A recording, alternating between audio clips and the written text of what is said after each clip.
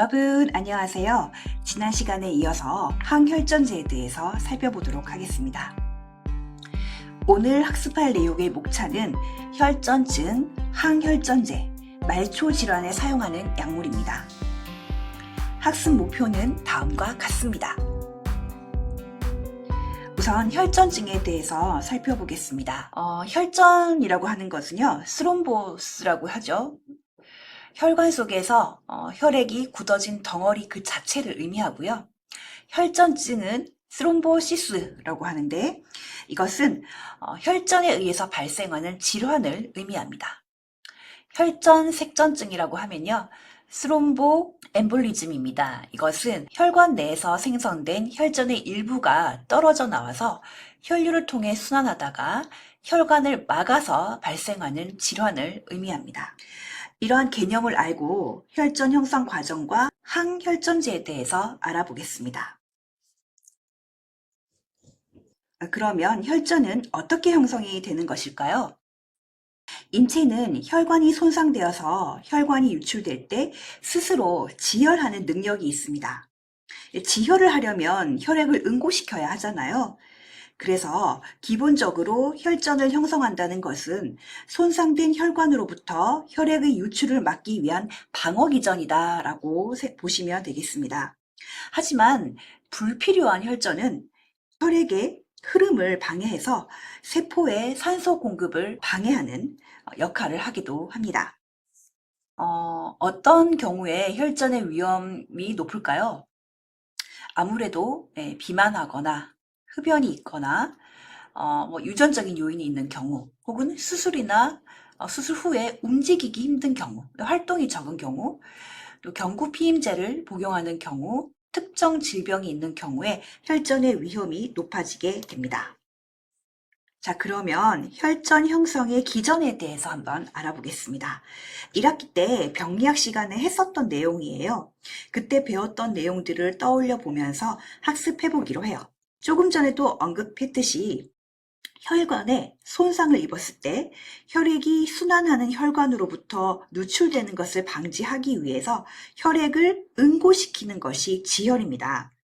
혈관 내에서 지혈과 유사한 과정으로 혈소판과 섬유원이 활성화되어서 혈액 덩어리가 생기는 것을 혈전이라고 하는데요. 그래서 우리가 지혈 과정을 먼저 알아야 응고에 대해서 이해할 수 있습니다. 지혈 과정은 1차 지혈과 2차 지혈로 나눌 수가 있습니다. 우선 1차 지혈을 먼저 볼게요. 혈관 내피가 손상이 되면 우선적으로 이루어지는 것이 바로 1차 지혈입니다. 혈관 내피가 손상이 되면 혈관이 수축해서 출혈량을 줄이고 여기에 혈소판이 부착이 됩니다. 혈소판이 부착이 되면 서로 혈소판끼리 뭉쳐서 혈소판 응집이 일어나는데요. 이 과정에서 우리 그림에는 이제 트롬복산 A2만 적혀 있는데요. 이 트롬복산 A2뿐만 아니라 트롬빈이라든지 아데노신 2인산, ADP 이런 화학물질들이 방출되어서 혈소판을 더 많이 모이게 하는 거예요. 모이자. 네, 더 모이게 해서 혈소판이 응집되도록 유도하게 됩니다. 그렇게 해서 모인 혈소판들이 무엇을 형성하느냐? 혈소판 마개, 혈소판 플러그를 형성하게 됩니다. 그래서 이 혈소판 플러그가 손상 부위에 이렇게 달라붙어서 마개로 덮어버리는 거죠. 하지만 혈소판 마개만으로는 출혈을 완전히 막기에는 불안정해요. 이건 임시 조치가 되는 거죠. 그러면 완전히 응고를 시키려면 어떻게 해야 되느냐? 바로 다음 단계인 2차 지혈이 이루어집니다. 2차 지혈에서 중요한 것은 응고인자들이 활성화된다는 거예요. 여러 응고인자들이 활성화되어서 응고연쇄 반응이 일어납니다. 자세한 내용들은 우리가 병리학 시간에 이미 배웠어요. 그죠? 내인성 경로라든지 외인성 경로라든지 이러한 경로들을 통해서 이 응고인자의 연쇄 반응으로 인해서 프로스롬빈이 트롬빈으로 변환이 된다라는 거. 그러면 이 트롬빈의 역할은 뭐냐? 트롬빈이 작용을 하면 피브리노겐이 피브린으로 활성화가 돼요. 이 피브린의 역할이 뭐냐? 이미 형성되어 있는 혈소판 막의 주위에 피브린이 이렇게 더 달라붙어가지고 그물망을 만들어 버려요. 그래서 이 그물망이 단단하게 고정시키게 됩니다. 그래서 완전하게 지혈을 하게 만드는 것이죠. 다음은 혈전의 분류입니다. 혈전은요, 동맥혈전과 정맥혈전으로 나뉘게 되는데요. 동맥은 혈류가 매우 빠르기 때문에 어떤 이유로 혈관 내피세포가 벗겨지면 그곳에 혈소판이 접착해서 응집을 하고 혈액 응고계통이 활성화되어서 혈소판을 에워싸서 섬유소가 형성이 됩니다. 동맥은 혈류가 매우 빠르기 때문에 동맥혈전은 주로 혈소판과 섬유소로 이루어지고 육안으로 희게 보여서 백색혈전이라고도 합니다. 동맥경화증 등 동맥벽에 이상이 있는 부위나 심장의 염증, 심근경색증 등이 있는 심장 내에서 주로 형성이 됩니다. 반면에 정맥혈전은요, 주로 섬유소와 적혈구로 이루어지고요. 육안으로 붉게 보여서 적색혈전이라고도 합니다. 주로 다리나 골반 내에 정맥에 생기기가 쉽고요. 온몸에 우혈이 있거나 병상에 장기간 누워 있거나 비행기 등에서 같은 자세를 장시간 취할 때 발생하기 쉽습니다. 다음은 혈전의 진단 및 치료입니다. 신체 검사, 환자 병력, 초음파 검사, CT, MRI, 혈관 조형 검사, 방사선 동위 원소 스캔 등으로 혈전의 존재를 확인해서 진단을 하게 됩니다. 치료는 동맥혈전증의 경우 혈관 성형술 등의 응급수술이나 스텐트 삽입술 등의 시술을 하게 되는데요. 막힌 혈관을 뚫어주어서 혈류를 신속하게 정상화하는 것이 중요합니다. 정맥혈전증의 경우에 증상이 심하거나 심각한 부위에 발생했다면 응급수술이나 시술로 막힌 혈관을 뚫어주는 치료를 하지만 대부분의 경우 응급수술이나 시술 여부와 관계없이 항혈전제의 약물 치료를 병행하게 됩니다. 자, 그러면 본격적으로 항혈전제에 대해 알아볼까요? 항혈전제는 혈액이 굳는 것을 억제해주는 약물입니다. 주로 혈전 형성을 시작하는 혈소판 응집을 방지하거나 혈전증을 예방하기 위해 혈액 응고의 다양한 단계를 억제함으로써 혈전 형성을 예방하는 약물입니다. 항혈전제의 종류는 크게 세 가지로 나눌 수가 있는데요. 항혈소판제, 항응고제, 섬유소 용해제 이 세 가지입니다. 항혈소판제는 1차 지혈 과정에서 사용되는 약물로서 혈소판의 응집을 억제해서 혈소판 마개를 만들지 못하게 하는 역할을 합니다. 주로 동맥혈전의 형성을 감소시키기 위해서 예방적으로 사용을 하게 됩니다. 여기에 해당되는 약물들은 뒤에 나올 텐데요. 아스피린, 플라빅스 이런 약물들이에요. 항응고제는요, 2차 지혈 과정에서 사용되는 약물로 혈액 응고 인자를 억제해서 혈액의 응고 능력을 감소시킴으로써 혈관 내 비정상적으로 일어나는 혈전 형성을 방지하는 약물입니다. 엑사인자 억제제, 헤파린 유도체, 비타민 K 억제제, 와파린이죠. 이런 약물들이 주요 약물입니다. 섬유소 용해제는요, 이미 굳은 혈전을 녹이는 약물이에요. 취약한 환자의 동맥혈전 및 정맥혈전 형성을 예방하기 위해 사용합니다. 우선 항혈소판제에 대해서 살펴볼까요? 첫 번째 아스피린입니다. 저희 지난번에 우리가 엔세이드를 학습을 했을 텐데요. 그때 나온 약물 중에 아스피린이 소염 진통작용을 하지만 항혈소판 작용도 한다는 것을 잠시 언급을 했어요. 여기 그림을 보시면 세포막에서 떨어져 나와서 PLA2 효소에 의해서 아라키돈산으로 변환되고 이것은 사이클로옥시나제, 즉 콕스에 의해서 프로스타글란딘과 트롬복산으로 변환이 됩니다. 여기에서 콕스2를 차단을 해서 프로스타글란딘을 만들지 못하게 하는 것이 엔세이드의 작용이에요. 그리고 콕스1을 차단해서 트롬복산을 생성하지 못하게 하면 혈소판 응집과 수축이 억제가 되는 거죠. 그래서 아스피린은 여기서 콕스1을 차단을 함으로써 혈소판 응집과 혈관 수축을 억제하는 역할을 한다라는 얘기입니다. 이 아스피린은요, 그러면 어느 때는 프로스타글란딘을 차단을 하고 어느 때는 트롬복산을 차단할까요? 용량에 따라 그 역할이 달라져요. 저용량, 즉 100mg 이하에서는 항혈소판 작용을 해요. 여기에서는 이제 콕스1을 차단하겠죠? 근데 고용량 500mg 이상에서는요, 콕스2를 차단을 합니다. 그래서 소염 진통제 작용을 하게 돼요. 아스피린은 혈소판 기능을 비가역적으로 억제를 해요. 이 말이 무슨 말이냐? 아스피린이 들어가서 이 과정을 차단을 하게 되면 이 혈소판의 수명이 닿을 때까지 영원히 기능이 억제가 된다는 얘기예요. 그래서 혈소판의 평균 수명이 7일에서 10일 정도이기 때문에 이 혈소판이 수명을 다해서 없어지고 새로운 혈소판이 생성이 될 때까지는 이 아스피린의 기능이 영원히 작용이 된다라는 겁니다. 그래서 수술 일주일 전에는 아스피린을 끊어서 새로운 혈소판이 생성된 다음에 수술을 해야 출혈의 위험을 줄일 수 있다라고 했어요. 그리고 심근경색증이 시작이 되면 아스피린 100mg 또는 80mg 혹은 75mg을 투여를 해서 막힌 혈관을 뚫어줍니다. 아스피린이 예전에는 이제 소염제로 많이 썼는데요. 아무래도 콕스1과 2를 동시에 차단을 하다 보니까 혈소판과 혈관 수축을 억제하는 작용까지 같이 하잖아요. 그러다 보니까 위장관 출혈의 부작용이 굉장히 많은 거예요. 그래서 엔세이드로는 요즘엔 잘 쓰지 않고요. 대신 저용량으로 이 항혈소판제로는 굉장히 사용을 많이 한다라는 거죠. 다음은 중요한 약물입니다. 굉장히 중요한 거니까 기억을 하시면 좋겠어요. 왜냐하면 클로피도그렐이라는 약물이 플라빅스라고 하는 상품명으로 나와 있는데 임상에서 굉장히 많이 쓰이는 약물입니다. 앞서 지혈 과정에서 1차 지혈 과정 중에 손상된 혈관에 혈소판이 부착하면 혈소판이 활성화되면서 서로 뭉치는 과정에서 트롬복산 A2 그리고 트롬빈, 이인산 아데노신이라는 화학물질이 방출된다라고 했었는데요. 혹시 기억나시나요? 네.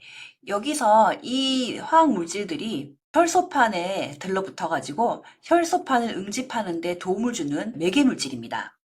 특히 ADP라고 하는 이인산 아데노신이라는 물질이 혈소판 응집에 아주 유용한 도움을 주는 화학 물질이에요. 그런데 아데노신 이인산의 활성화를 막는 것이 바로 클로피도그렐이라는 약물이에요. 즉, 이 약물은 혈소판의 응집을 유도하는 ADP라는 물질이 혈소판 수용체, 어떤 수용체냐면 혈소판에 수용체가 있어요. 주로 뭐가 있냐면 P2Y1 혹은 P2Y12 이런 수용체가 있거든요. 이 수용체하고 ADP가 결합을 하면 활성화가 되면서 혈소판 응집을 유도를 하거든요. 그런데 이 ADP가 수용체에 결합하는 것을 방해하는 약물이 바로 클로피도그렐이에요. 그래서 한번 정리를 하자면 혈소판의 응집을 유도하는 ADP, 이인산 아데노신이라는 물질이 혈소판 수용체에 결합을 해서 혈소판 응집을 유도하는 작용을 방해함으로써 혈소판 응집을 억제하는 ADP 수용체 대항제다라는 거예요. 이해되셨죠? 중요한 것은 ADP, 혈소판을 활성화시키는 중요한 화학 물질이고요. 이 ADP하고 혈소판 수용체랑 결합을 하면 혈소판이 응집이 돼서 응고작용을 하게 되는데 이것을 억제하는 약물이 바로 클로피도그렐이라는 약물이에요. 아데노신 인산 ADP 많이 들어보셨죠? 이거는 세포의 에너지 대사에 중요한 역할을 하는 유기화합물로서 고에너지 분자인 아데노신 3인산 즉 ATP, 그죠? ATP에서 인산기 하나가 떨어져 나갈 때 에너지가 방출되고 ADP가 생성이 됩니다. 그래서 ADP에서 인산기가 결합이 되면 ATP가 되고요. 반대로 ATP에서 인산기가 떨어져 나가면 ADP가 되는 거예요. 이 ATP는 우리가 에너지라고 들었죠? 그래서 ADP의 역할은 뭐냐면 세포 내에서 ATP와 끊임없이 상호작용을 해서 생명활동에 필요한 에너지를 공급하는 역할을 해요. 그리고 또 중요한 거 오늘 배우는 내용 혈액 내에서 혈소판을 활성화시켜서 혈전 형성을 유도하는 아주 중요한 물질이 바로 ADP라는 거예요. 근데 이 혈전을 형성하는 ADP를 차단을 하는 거잖아요. 그죠? 그렇게 되면 항응고작용을 하는 거예요. 자, 그런데 완전한 항혈소판 작용은 지속적인 치료 3일에서 7일 이후에 나타나고요. 항혈소판 응집 효과가 치료 중단 후 약 5일 동안 지속된다는 점입니다. 자, 이 말이 무슨 말입니까? 앞서 아스피린 설명할 때도 언급을 했는데요. 약물의 복용을 중단한 후 5일 동안에도 항혈소판 응집 효과가 지속된다는 의미예요. 이 말은 즉 적어도 약물 복용 중단 5일 이후 수술이나 시술을 해야 된다는 거예요. 그래서 정리하자면 아스피린과 플라빅스는 혈소판의 기능을 저하시켜서 인위적으로 출혈 경향을 높이는 항응고제예요. 그죠? 항응고제. 그렇기 때문에 이 약물을 먹고 있는 환자의 수술이 잡혀 있는 경우에 약 4일에서 7일 정도, 아스피린은 7일, 플라빅스는 4, 5일 정도를 끊어서 혈소판의 기능이 회복되도록 기다려야 됩니다. 그런데 아스피린이랑 플라빅스는 그 양리 기전이 다르잖아요. 그래서 출혈 경향을 높이는 항응고제라는 말은 공통점이고 혈소판의 기능이 회복되도록 기다려야 한다는 것도 똑같지만 양리 기전이 달라요. 아스피린 같은 경우는 콕스를 차단했어요. 그죠? 근데 클로피도그렐은 ADP를 차단한다는 거예요. 요 점은 좀 기억을 하시면 좋겠어요. 어쨌든 이러한 기전으로 인해서 혈소판이 기능이 회복될 때까지 약물을 끊고 이후에 회복된 다음에 수술을 할 수 있다라는 거죠. 보통 뇌졸중이나 심근경색증을 진단받고 관상동맥 우회수를 받았거나 말초동맥 질환이 있는 환자에게서 추가 죽상경화증 발생 위험을 줄이기 위해서 사용을 하게 됩니다. 프라수그렐이라는 약물도 역시 ADP 경로를 억제하는 약물입니다. 조금 전에 얘기했던 클로피도그렐하고 유사한 작용을 하지만 차이점이 뭐냐면 혈소판 억제 작용이 좀 더 크고요. 약물 효과의 발현도 빠릅니다. 효과가 더 빠르다라는 의미가 있죠. 하지만 출혈 위험성도 높습니다. 경피작 관상동맥 중재술, 즉 PCI를 받는 심근경색증 환자의 혈전 형성 예방에 주로 사용하는 약물이에요. 그 외에 티카그렐러, 압식시맙, 티로피반 이런 약물들이 있어요. 다음은 항응고제입니다. 첫 번째로 엑사인자 억제제입니다. 이 약물은 혈액응고 단계에서 엑사인자를 선택적으로 억제해서 혈전 형성을 막는 약물입니다.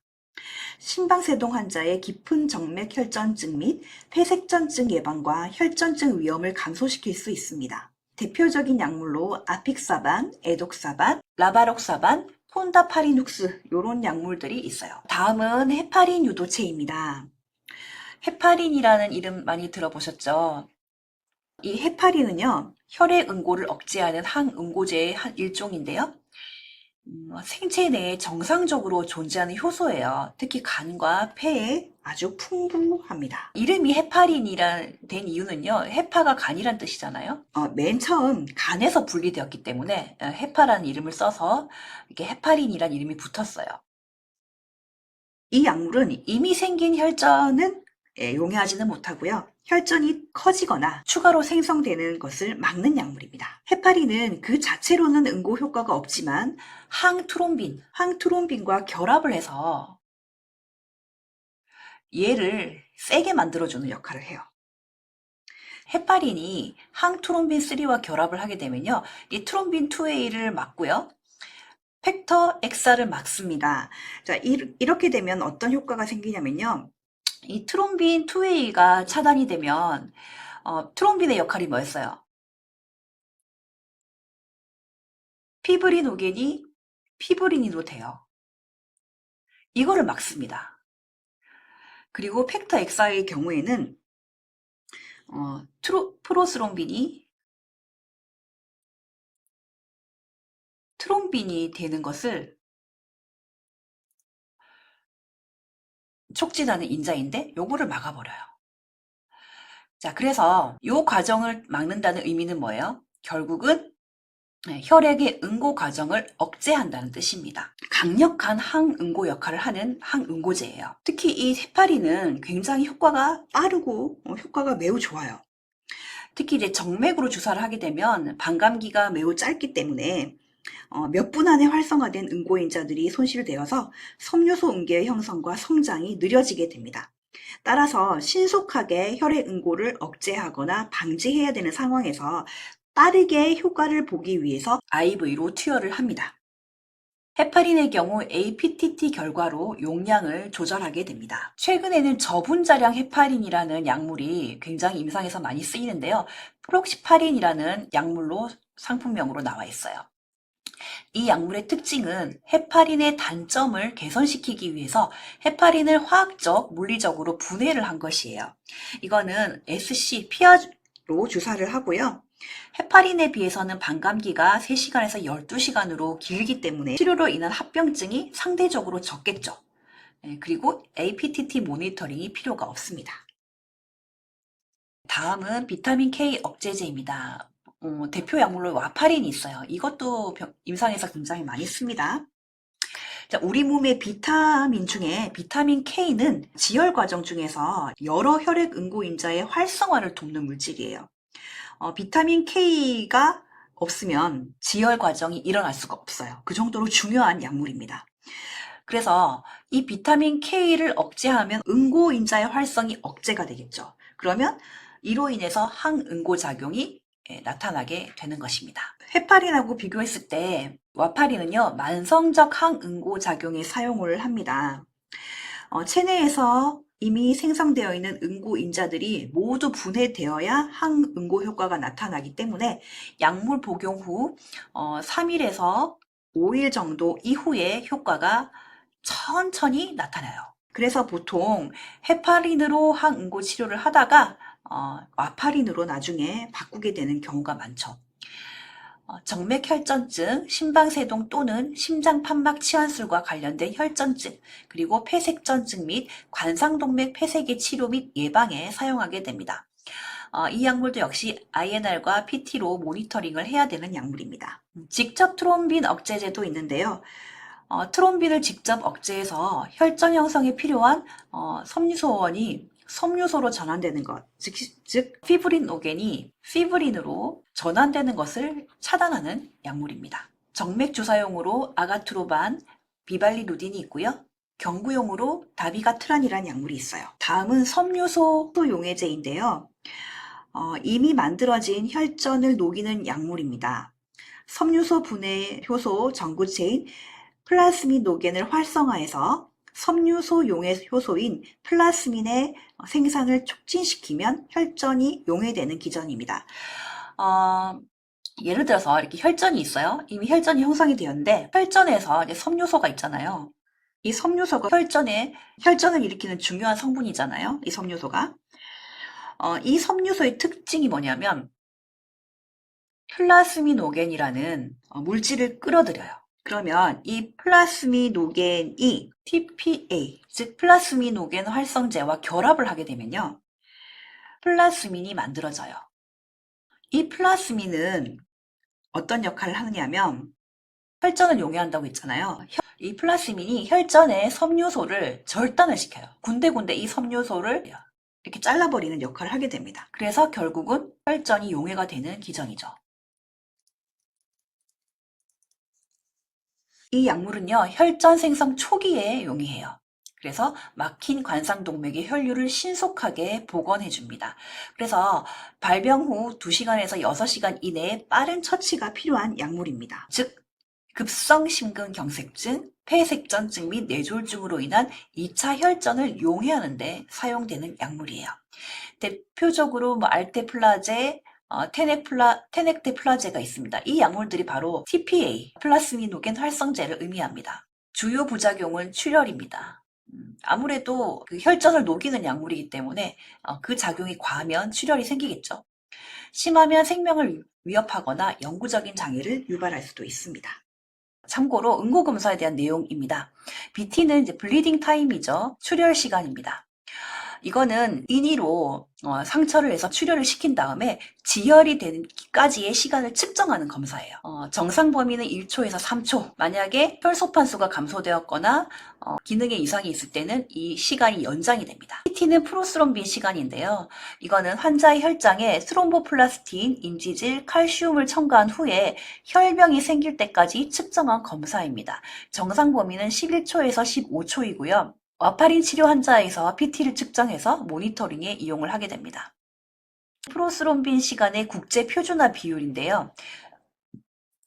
검사 시약에 따라서 트로트롬빈 시간이 각각 다를 수가 있어요. 이 차이를 보정해서 표준화시킨 검사라고 보시면 됩니다.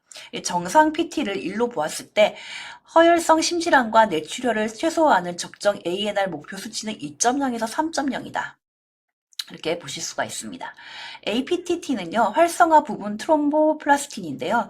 이거는 혈장에 표면 활성제, 인지질, 칼슘 이온을 첨가한 후에 혈병이 생길 때까지 시간입니다. 내인성 시간입니다. 정상 범위는 23초에서 45초고요. 이 APTT가 연장이 되었다라고 하면 응고 인자의 결핍을 의미합니다. 즉 출혈 경향이 높다. 는 의미가 됩니다. 헤파린 치료 환자도 역시 APTT로 모니터링을 하게 됩니다. 다음은 말초혈관에 사용하는 약물인데요. 말초혈관은 심장 외의 모든 혈관에서 나타나는 질환을 뜻하지만 일반적으로 팔다리 말단의 혈관 질환을 가리키는 경우가 많습니다. 말초혈관 질환의 유형은 동맥장애와 정맥장애로 구분할 수 있습니다. 동맥장애는 말초동맥 질환으로 폐쇄성 장애와 혈관 경련성 장애로 구분할 수 있습니다. 우선 폐쇄성 말초동맥 질환입니다. 이것은 죽상 경화판의 형성으로 인해 발생하는 말초동맥의 가장 흔한 형태인데요. 하부 대동맥과 다리동맥의 주요 동맥이 좁아집니다. 높은 LDL 콜레스테롤 수치와 고혈압, 흡연, 낮은 HDL 콜레스테롤 수치, 당뇨병 등이 원인 인자가 됩니다. 휴식 시 통증이 있거나 감각 이상, 따끔거리는 감각을 동반한 무감각 등을 동반하기도 합니다. 증상은요, 휴식 시에 통증이 있거나 감각 이상이 있는데요. 예를 들면 따끔거리는 감각을 동반한 무감각 등이 있어요. 그리고 창백하고 건조한 피부, 팔다리의 피부의 낮은 온도, 부종 등입니다. 증상의 초기 단계에서는 몇 분 동안 운동을 중단하면 증상이 완화되는데요. 그렇다고 해서 치료하지 않으면 결국은 동맥이 막혀서 혈전증과 궤저가 발생됩니다. 여기 그림에서 보시면 폐쇄성 말초동맥 질환으로 인한 창백하고 건조한 피부를 볼 수 있습니다. 다음은 혈관 경련성 말초동맥 질환입니다. 레이노병이라고 얘기를 해요. 보통 10대에서 40대에 발병하고요. 여성에게 4배 더 많습니다. 보통 추위나 스트레스로 인해서 손가락, 발가락 이런 말초혈관이 수축할 때 혈액순환 장애가 발생하는 질환을 의미합니다. 증상을 보시면 무감각, 따끔거림, 영향을 받은 부위의 피부 압박감이고요. 갑작스럽게 혈관이 수축함으로 인해서 혈액순환이 잘 이루어지지 않기 때문에 청색증이 오죠. 그렇기 때문에 피부가 하얗게 질리는 현상이에요. 이러한 발작이 가라앉으면서 혈관 확장으로 인해 창백한 피부가 붉어지거나 발적이 생기기도 합니다. 경련이 일어나는 동안을 제외하면 피부는 정상으로 보이고요. 질병 초기에는 양 손가락 끝, 이렇게 말초 쪽에 창백해지는데 진행이 됨에 따라 손의 피부에도 동맥 경련이 발생하게 됩니다. 그렇다면 말초혈관 질환은 어떻게 치료할까요? 치료 목표는 병의 진행을 예방하고 혈류를 개선하며 통증을 완화시키고 피부 궤양 및 궤절을 예방하는 것입니다. 우선 위험 요인을 피해야 되겠죠. 위험 요인은 고혈압, 흡연, 비만, 당뇨병 등의 위험 요인을 조절하고 적절한 식이요법과 매일의 운동이 중요합니다. 그리고 추운 날씨와 정서적인 스트레스가 말초혈관 질환을 유발하는 자극이 되기 때문에 이런 것들을 피해야 됩니다. 그리고 팔다리에 혈류를 개선을 해야 되는데요. 감기를 예방하고 침상머리를 30에서 40cm 정도로 높이고 때로는 동맥혈관 성형술을 하기도 합니다. 약물 치료는요, 말초동맥 질환을 유발하는 질환인 고혈압, 당뇨병, 고콜레스테롤 이런 것들을 치료를 하는 약물들을 주로 쓰고요. 혈전을 용해시키거나 새로운 혈전이 형성되는 것을 예방하는 약물을 사용하기도 합니다. 네, 말초혈관 치료제는 우선적으로 사용되는 치료제는 항혈소판제입니다. 주로 아스피린, 클로피로그렐, 실로스타졸 등입니다. 여기서 아스피린이랑 클로피도그렐은 설명을 했고요. 실로스타졸만 한번 살짝 볼게요. 자, 실로스타졸은 ADP 아까 설명했어요. 그죠? 혈소판 응집을 유도하는 화학 물질이에요. 이 ADP가 혈소판 수용체에 결합하는 것을 방해합니다. 이것도 역시 사실 클로피도그렐이랑 유사한 작용을 해요. 그래서 결론적으로 혈소판 응집을 억제하는 작용을 하게 됩니다. 주로 어디에 사용을 하느냐? 혈관 경련으로 인한 간헐절뚝거림 치료에 사용을 하게 됩니다. 말초혈관 질환 치료 시에 금연, 체중 조절, 운동, 혈관 우회술, 동맥혈관 성형술의 대체요법이 아닌 보조요법으로서 사용해야 된다라고 돼 있어요. 그러니까 이 약물이 메인 치료제가 아니고 주치료를 하면서 보조요법으로 써야 된다. 라는 얘기가 되겠죠. 이렇게 항혈전제에 대해서 우리 학습해 보았어요. 다음 시간부터는 항감염제에 대해서 학습해 보도록 하겠습니다. 수고 많으셨습니다.